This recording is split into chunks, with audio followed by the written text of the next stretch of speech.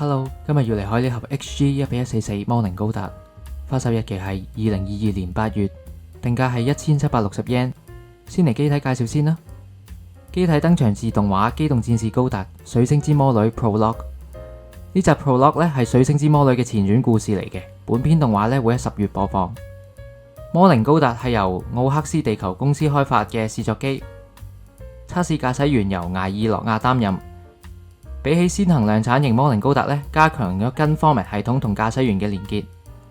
喺故事前期咧測試唔順利嘅，一直達唔到 MS 開發評議會嘅要求。機體咧係採用創新跟 Format 技術嘅 MS 跟 ARM 嘅其中一部。跟 Format 技術本身係醫療用科技，為咗減輕人類喺宇宙環境嘅身體負擔而開發嘅。其後被奧克斯公司收購作軍事發展，用以開發操縱 MS 同埋遠隔操作兵器技術。但係跟 Format 喺操作 MS 嘅時候，對駕駛員產生強烈嘅身體負擔，被輿論稱為非人道實驗。雖然一直受到各方批評，但開發者卡雷道蘭堡力排眾議，繼續進行研究。據本人所講，跟 Format 將會對未來人類喺宇宙生存作出巨大貢獻，亦受到開發基地嘅工作人員支持。呢班開發者嘅最終目的咧，未喺劇情入邊提到嘅，要等本篇動畫先知啦。跟住咧會講少少劇情嘅，係劇透嚟嘅。如果你未睇而又會睇嘅話咧，就好飛走啦。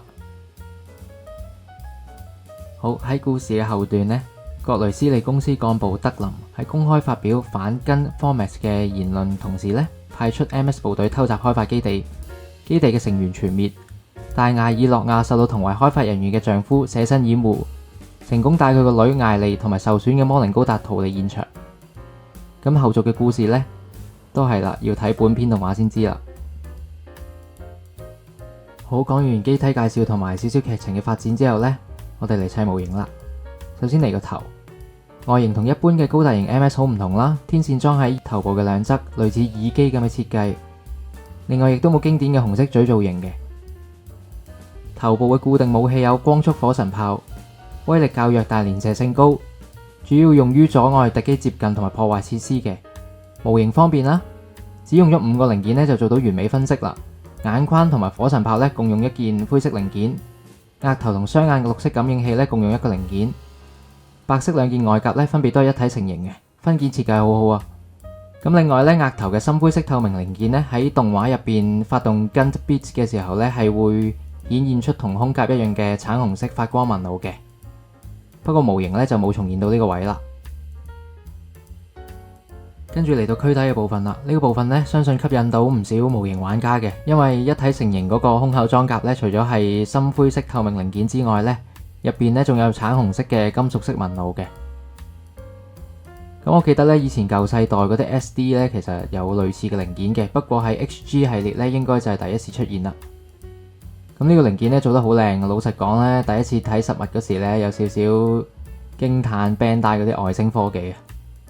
模型方面啦，分件唔錯，冇需要補夾口。頸部有2重關節，比常見嘅高達型 MS 長嘅。咁肩膊關節可以拉出嚟，增加可動範圍。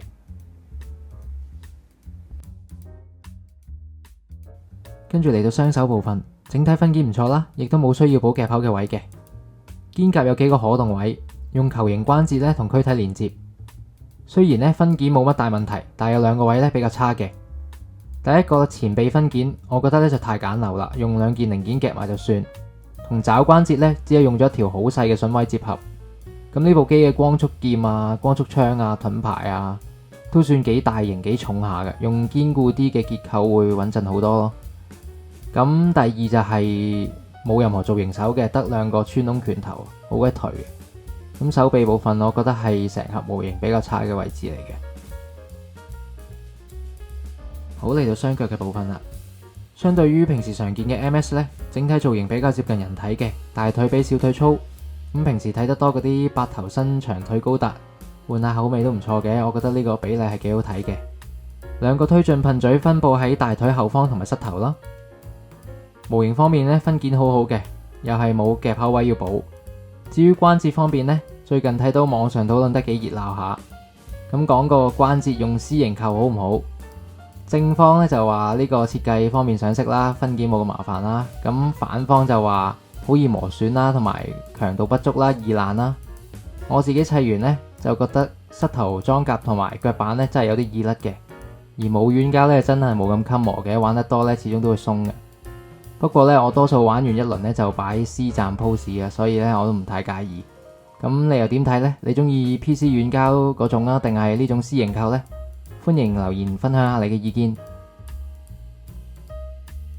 好，嚟到你個腰部啦，即係佢下盤嘅位置，分件相當簡單啊，只係由4個零件組成。咁股關節咧又得2個窿嘅啫，唔係平時 HG 常用嗰啲十字形軸心嚟嘅。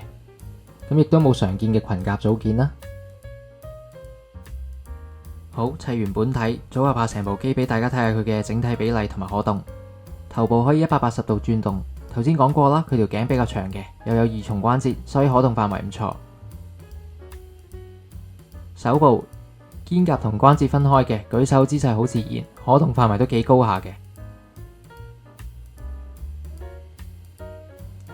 至於個腰部啦，可以水平轉動，胸口同腰中間呢有個球形關節，咁係前後左右可動嘅。腳部可動，咁講真呢，佢本身可動範圍係唔錯，但係有一部分呢都係得益自個機設嘅，咁個機體冇任何裙甲去阻礙個可動啦，所以佢嘅可動係非常之高嘅。而腳板嘅設計呢就類似孤兒系列，咁前半同後半呢都分別可動嘅。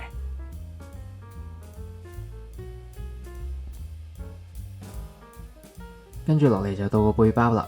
背包由主體同4個可動組件組成，上面2個組件呢有光束劍嘅掛架。另外背包可以同跟 bit 組合成高機動形態，咁留翻武裝一次過講啦。模型方面啦，分件簡單得嚟，做到隱藏式夾口，下面2個推進組件嘅可動範圍都唔錯嘅，用2個機械臂連接嘅。上面2個呢就會頂到機體背部嘅，所以轉動角度有限。好，嚟到武器嘅部分，佢武器嘅玩法咧就比較多嘅，我盡量簡潔地講下啦。咁首先盾牌啦，係由次世代軟格操作兵器 Gun Bit 所組成嘅盾牌，叫做 Compo Gun Bit Shield。根據動畫演出咧，防禦嘅時候可以展開力場，阻擋敵人嘅遠程攻擊。咁成個大盾咧，只係由一個好細嘅連接零件固定喺手臂嘅啫，所以麻麻地穩陣嘅。咁除咗組成盾牌之外咧，Gun Bit 仲可以獨立分離。類似宇宙世紀入邊嗰啲浮游炮咁，呢個分離攻擊形態呢，稱為 Bit Stave。每一個 bit 內藏光束炮，配置姿勢制御噴嘴，有喺宇宙空間進行360度立體攻防機能嘅。2把光束劍係圓柄嘅，標準嘅 MS 近節用手持武裝啦，平時裝喺背包嘅上方。咁模型呢係附有2支深藍色透明零件嘅。至於光束槍方面呢，佢普通形態叫做 Receiver Gun。冇裝上其他零件嘅光束槍，除咗光束連射性高之外，仲可以喺炮口展開高出力光束刀刃。咁模型咧附有一個光束刃嘅零件，造型唔錯，而且顏色幾特別嘅。美中不足咧就短咗少少，冇動畫入邊咁有氣勢。另外，光束槍可以裝上前後2個 Gun Bit， 組成 Gun Bit Rifle， 增加步槍出力。近接戰嘅時候咧，可以將光束槍裝喺背包嘅。咁除咗組成盾牌、強化光束槍、軟格操作兵器3個功能，Gun Bit 仲可以同魔靈高達嘅背包結合去增加機動性，咁被稱為 Bit On Form。除咗速度，仲強化咗機體嘅姿勢制御能力，展示出同一般 MS 唔同層次嘅加速力同埋急停能力。喺動畫入邊，敵方嘅量產機駕駛員咧都俾魔靈嘅機動力同埋速度震驚到。咁咧，我自己咧就中意高機動 mode 多過大盾嘅。裝晒啲Gun Bit喺背脊嗰時，嗰個造型咧都幾好睇嘅。講完武裝之後咧，嚟講下貼紙啦、保飾嘅部分啦，同埋剩餘零件。頭同埋額頭嘅感應器咧，本身已經有綠色分件噶啦，咁你可以隨自己喜好貼貼紙啦，或者用翻零件嘅顏色。軀幹骨架嘅有2個圓形位啦，綠色貼紙。膝頭裝甲左右分別有一個粉紅色位要貼嘅，仲有光束步槍嘅瞄準器。除咗保飾貼紙之外呢，模型仲提供另一塊透明胸甲，有2種貼紙選擇嘅，有發動跟 Formex 嘅橙紅色紋路啦，同埋黑色貼紙嘅。呢塊貼紙係相當特別嘅，圖案係印喺有黏力嗰面，同常見嗰啲銀底貼紙係相反嘅。佢嘅反光效果冇一體成型嗰件咁 sharp 啦。如果你係上色派呢，應該幾歡迎呢個設計，咁你可以就翻自己中意嘅配色。另外保色嘅位置，左右肩胛兩個位呢，有2點冇分件嘅，亦都冇俾綠色貼紙。不過貼完晒其他位呢，其實仲剩翻唔少金屬綠嘅貼紙嘅，自己 cut 一 cut 呢，就可以輕鬆補完翻呢個位噶啦。呢個模型呢，冇任何剩餘零件嘅，係全新規嘅模型嚟嘅。好，嚟到結尾評分環節，分件部分全機冇需要補夾口嘅位啦，全部接合位都做咗裝甲接縫造型或者隱藏式夾口嘅。配件幾多下，光束劍嘅零件呢，亦都用咗比較特別嘅深藍色。裝上槍頭嗰個光束零件呢，造型幾精美，仲有跟 Beats 盾牌嘅玩法相當多嘅。缺點呢，就係手型太少啦，得一對穿窿手，而且前臂嘅結構呢比較簡陋。對於有2樣大型手持裝備嘅魔靈高達嚟講呢，我覺得強度就唔太夠咯。咁好，講完咁多，到底 XG1:144魔靈高達值唔值得買呢？係非常之值得買嘅。喺呢個 channel 咧，第一次俾2個手指公。咁一路砌合模型咧，好感覺到個設計師嘅用心嘅。雖然呢，我比較中意有軟膠零件嘅關節，不過今次嘅分件設計咧同埋可動都做得好好嘅，特效零件啊武器又夠多。玩法咧亦都幾有新意嘅，總括嚟講呢都係優點多過缺點啦。另外說明書嘅部分呢，例如你砌緊個頭部嘅時候呢，佢會講俾你聽你需要用到邊幾塊框架嘅，咁就唔使一路砌嗰時一路揾啦。對於砌模型嘅人嚟講呢，幾方便嘅。估唔到對於一向說明書比較清晰嘅 Bandai嚟講呢，都竟然仲有進步空間。好，咁今日條片呢就嚟到呢度啦。如果中意呢條片呢，記住 like、subscribe， 有咩意見呢都係留 comment 同我分享下嘅。下次見。